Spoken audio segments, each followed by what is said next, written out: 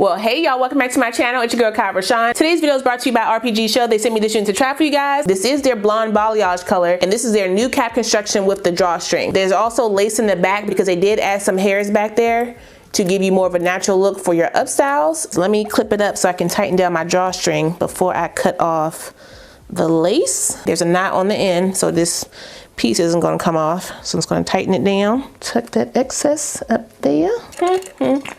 Glasses on top of the lace. I gotta lighten them up a bit, so I'm gonna leave it. Then it's gonna take my ends like that and just kind of curl them back up. Okay. Okay. Around. Okay. No glue. Okay, mold.